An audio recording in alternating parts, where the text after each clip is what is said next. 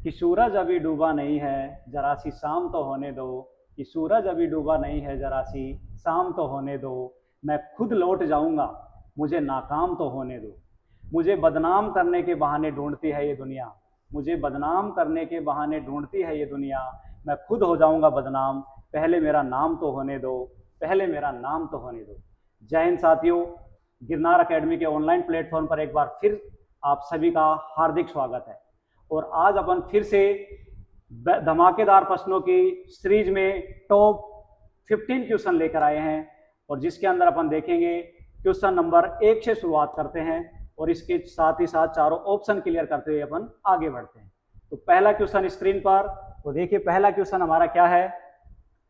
किस सरीसृप का हृदय 4 कोष्ठीय होता है? यानी किस रेप्टाइल के अंदर जो चैम्बर है वो 4 कोष्ठीय होता है? तो देखिए, अगर इसके अपन राइट ऑप्शन की बात करें तो इसका राइट ऑप्शन रहेगा, इसका राइट ऑप्शन रहने वाला है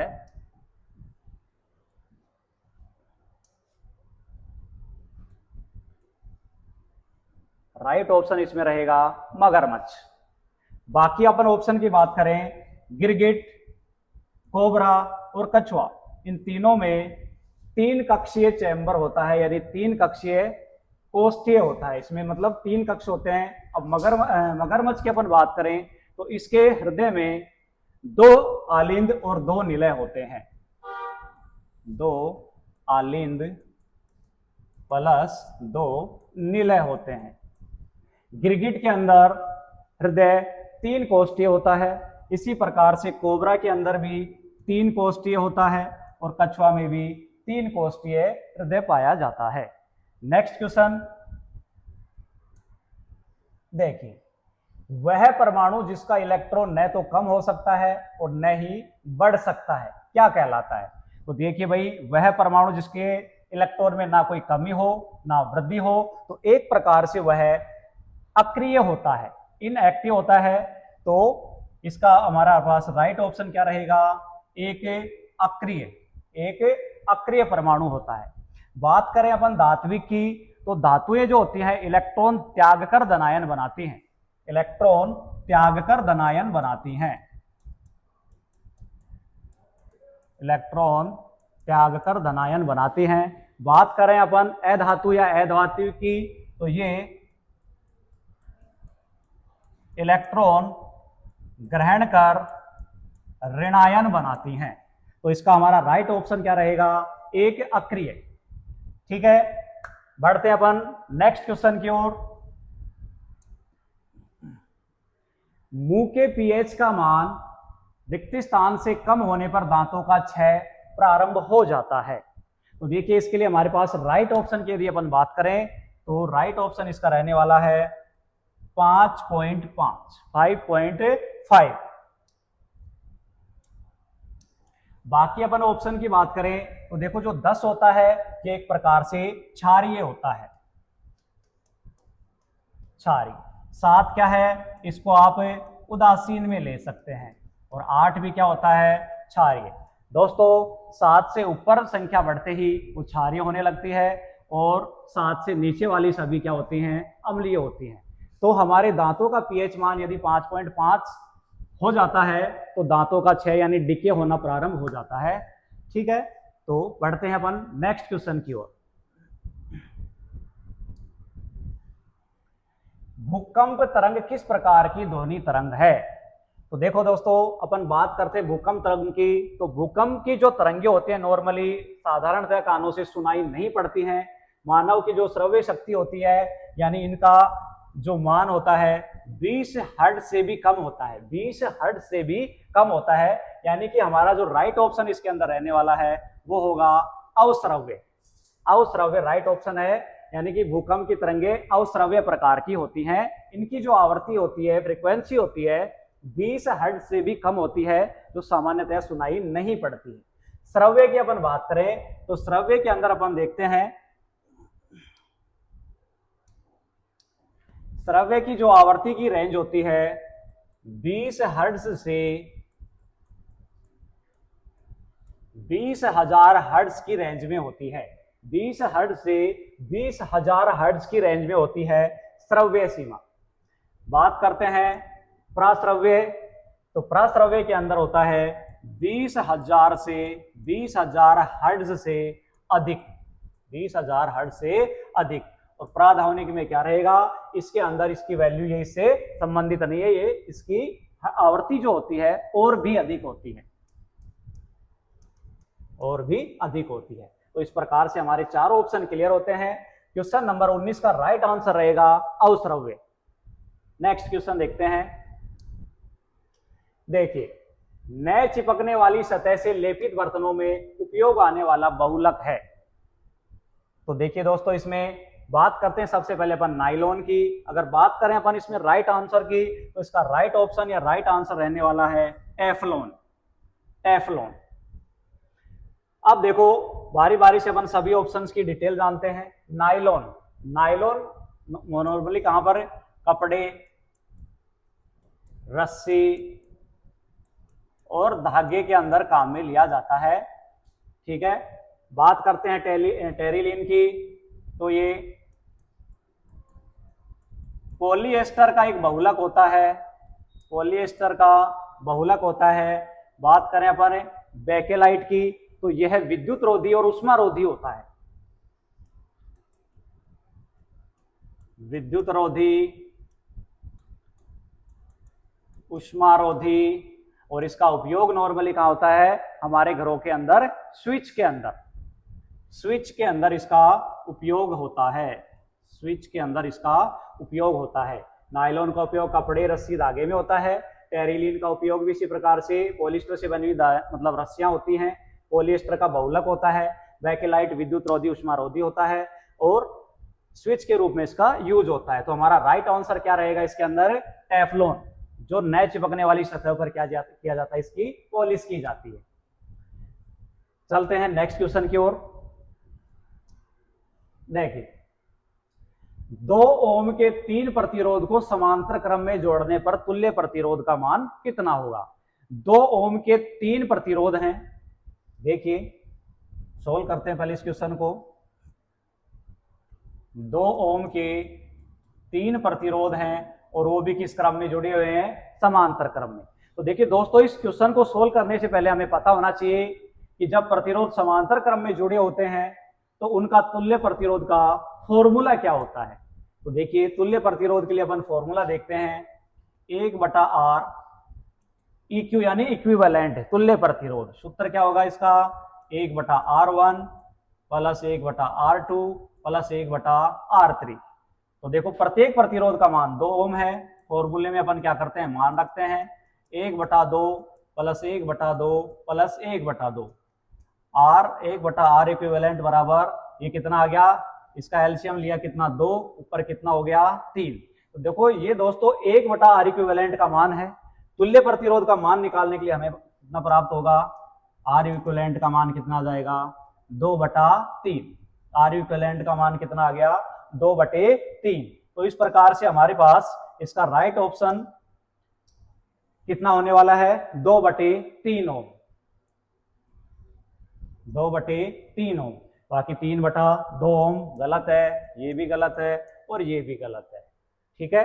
देखो, इसके अंदर अपन देखें, अगर 6 ओम, अगर ये 2-2 ओम के 3 प्रतिरोधों को अपन श्रेणी क्रम में जोड़ते, श्रेणी क्रम में जोड़ते, तो इसका आंसर कितना आता, 6 ओम प्राप्त होता। लेकिन क्वेश्चन में दिया गया है समांतर क्रम में, तो 2 ओम के 3 प्रतिरोध को समांतर क्रम में जोड़ते हैं, तो राइट आंसर हमारे पास आता है 2/3 ओम, ठीक है। नेक्स्ट क्वेश्चन की ओर बढ़ते हैं। नेक्स्ट क्वेश्चन, हाइड्रोफोबिया रोग उत्पन्न होता है। तो देखिए, हाइड्रोफोबिया रोग का एक मतलब होता है कि पानी से डर लगने लगना, पानी से डरते हैं। तो हाइड्रोफोबिया जो रोग होता है, एक प्रकार से वायरस के कारण होने वाला रोग है। किसके कारण होगा ये, वायरस के कारण। इसका राइट ऑप्शन रहेगा हमारे पास ऑप्शन नंबर बी। और इसमें किसके कारण होने वाला रोग है ये, हाइड्रोफोबिया, वायरस यानी कि विषाणु के कारण होने वाला रोग है। इसके अपन वायरस की बात करें तो इसका वायरस होता है रेबीज वायरस, रेबीज वायरस, या इसको रैप्डो वायरस भी बोला जाता है। और ये नॉर्मली कुत्ते, बिल्ली, बंदर के काटने से होता है, बिल्ली और बंदर के काटने से होता है। अब बात करते हैं जीवाणु। जीवाणु यानी बैक्टीरिया की। तो बैक्टीरिया में आपको पता ही है,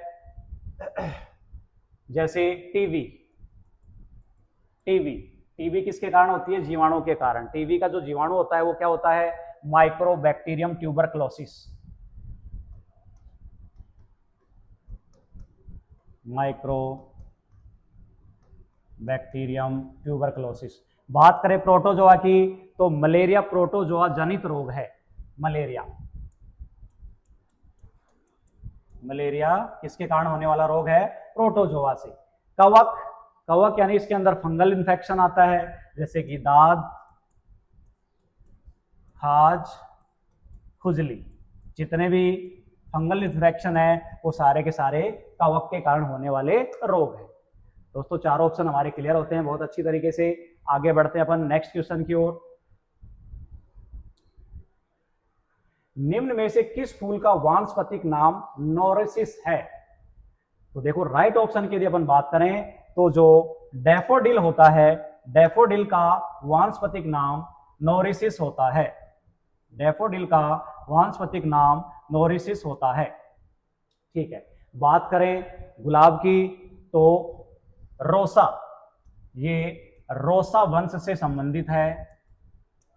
लिली, जो लिली है ये लिलियम वंश से संबंधित है। और कमल, ये देखिए लिलिम्बो वंश से संबंधित होती है, लिलिम्बो वंश से संबंधित होती है। ठीक है, तो राइट ऑप्शन हमारा इसमें क्या रहेगा? डैफोडिल। बढ़ते हैं नेक्स्ट क्वेश्चन की ओर। एक कूलाम आवेश में कितने इलेक्ट्रॉन होते हैं? तो देखो दोस्तों, किसी भी वस्तु में कुल आवेश की जो मात्रा होती है उसके लिए एक फॉर्मूला होता है। फॉर्मूला क्या होता है? तो Q equal two plus minus NE। अब यहां से इसमें पूछा गया हमारे से कितने इलेक्ट्रॉन होते हैं, यानी कि इलेक्ट्रॉन की संख्या पूछी गई है, वो भी एक कूलाम आवेश में। तो यहां पे संख्या निकालने के लिए अपन करेंगे N इक्वल टू Q बटा E। दोस्तों Q का मान दिया हुआ है एक कूलाम, तो यहां पर सूत्र में अपन मान रखेंगे एक बटा, और हमें पता है इलेक्ट्रॉन पर आवेश का मान कितना होता है? 1.6 गुणा 10 की घात माइनस 19। अब देखो दोस्तों, इसको अपन सोल्व करते हैं तो यहां से n इक्वल टू एक के अंदर जब अपन 1.6 का भाग देंगे, या फिर अपन इसको घात -18 बनाते हुए इसको 10 कर लेते हैं, तो इसको सोल्व करने पर हमारे पास राइट आंसर आएगा 6.25 गुणा 10 की घात 18 इलेक्ट्रॉन। एक कूलाम आवेश में कितने इलेक्ट्रॉन होते हैं? 6.25 गुणा 10 की घात 18 इलेक्ट्रॉन। तो इसमें देखिए हमारे पास राइट ऑप्शन कौन सा रहेगा? Option number A. Option number A बिल्कुल राइट ऑप्शन है। बाकी ये देखिए ये संबंधित नहीं है, ये भी गलत है और ये भी गलत है। याद रखिएगा, डायरेक्टली याद रख सकते हो कि एक कूलाम आवेश में कितने इलेक्ट्रॉन होते हैं? 6.25 इंटू 10⁻18 यानी 6.25 गुणा 10 की घात 18 इलेक्ट्रॉन होते हैं। ठीक है, बढ़ते हैं अगले क्वेश्चन की ओर। खींचे हुए धनुष तथा खींची हुई कमानी में भंडारित होती है, यानी कि कौन सी ऊर्जा की बात कर रहा है कि खींचे हुए धनुष और कमानी में कौन सी ऊर्जा होती है? दोस्तों इसमें डायरेक्ट अपन बात करें इसके ऑप्शन की, तो इसका राइट ऑप्शन देखो हमारे पास क्या होने वाला है? खींचे हुए धनुष में ऊर्जा होती है हमारे पास स्थितिज ऊर्जा। कौन सी ऊर्जा होगी? स्थितिज ऊर्जा। वैसे स्थितिज ऊर्जा आपको पता होनी चाहिए कि घड़ी की चाबी में भी होती है, घड़ी की चाबी में भी स्थितिज होती है, जिसके कारण घड़ी की सुइयां घूमती रहती है। बात करें गतिज ऊर्जा, तो किसी वस्तु या पिंड की गति के कारण, गति के कारण होती है गतिज ऊर्जा। तो इसमें से हमारे पास राइट ऑप्शन रहेगा ऑप्शन नंबर ए, स्थितिज ऊर्जा। ठीक है, नेक्स्ट क्वेश्चन की ओर देखते हैं। सूर्य की प्रकाश की उपस्थिति में हमारे शरीर के द्वारा किस विटामिन का निर्माण किया जाता है? तो देखिए सूर्य का प्रकाश यानी यूवी किरणें, अल्ट्रावायलेट प्रकाश जब हमारे शरीर पर गिरता है तो उससे हमारे शरीर को विटामिन डी प्राप्त होती है। कौन सी विटामिन होती है? Vitamin D. तो दोस्तों इसका राइट ऑप्शन क्या रहेगा हमारे पास? इसका राइट ऑप्शन रहेगा हमारे पास विटामिन डी। बात करते हैं बाकी ऑप्शंस की। तो विटामिन ए, इसका देखिए रासायनिक नाम होता है रेटिनोल। क्या होता है? रेटिनोल। इसकी कमी से होने वाला रोग होता है रतौंधी। रतौंधी, ठीक है, यानी कि आंखों की दृष्टि और त्वचा के लिए जिम्मेदार होती है विटामिन ए। बात करते हैं ऑप्शन बी की। तो इसका रासायनिक नाम होता है एस्कॉर्बिक एसिड। एस्कॉर्बिक अम्ल। खट्टे फलों, नींबू, संतरा आदि के अंदर पाया जाता है विटामिन सी, एस्कॉर्बिक एसिड। इसकी कमी से होने वाला जो रोग होता है उसको बोलते हैं स्कर्वी। स्कर्वी, जिसमें मसूड़ों का फूलना, मसूड़ों में सूजन आना। ऑप्शन हमारा डी राइट ऑप्शन हो गया। विटामिन बी को बोलते हैं थायमीन। रासायनिक नाम होता है थायमीन और इसकी कमी से होने वाला रोग होता है बेरीबेरी। बेरीबेरी, ठीक है दोस्तों। क्वेश्चन नंबर 26 का राइट ऑप्शन क्या है? ऑप्शन सी, यानी कि विटामिन डी। बढ़ते हैं अगले क्वेश्चन की ओर।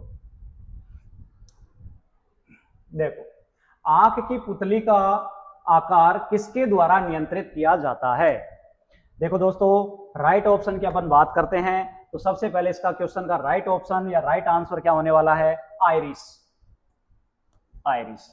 आंख की पुतली का आकार आइरिस के द्वारा नियंत्रित होता है। दूसरी बात कि आंख के अंदर प्रवेश करने वाले जो प्रकाश की मात्रा, वो भी कौन नियंत्रित करता है? आइरिस नियंत्रित करती है। प्रकाश की मात्रा को कौन नियंत्रित करता है? आइरिस नियंत्रित करता है। रेटिना की बात करें तो रेटिना क्या करती है? किसी भी प्रकाश द्वारा किसी भी वस्तु का प्रतिबिंब बनाती है। रेटिना किसी भी वस्तु का क्या बनाती है? प्रतिबिंब बनाती है। कॉर्निया आंख के सामने वाली पारदर्शी झिल्ली होती है।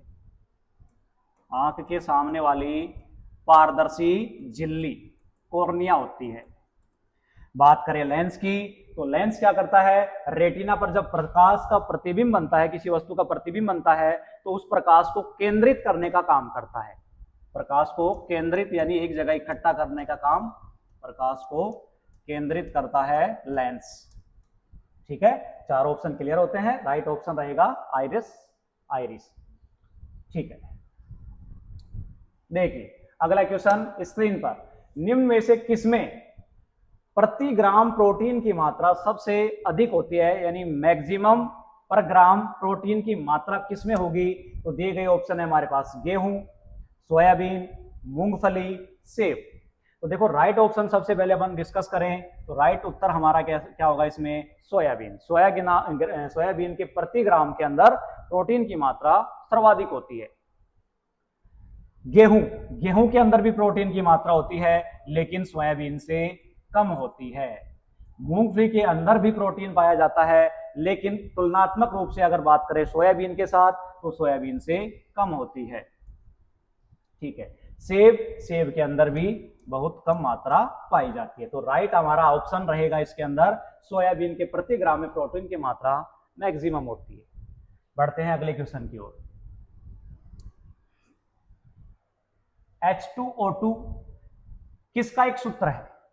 तो देखिए दोस्तों, डायरेक्ट अपन बात करें राइट ऑप्शन की तो H2O2 जो होता है हाइड्रोजन परऑक्साइड का रासायनिक सूत्र होता है। Hydrogen peroxide.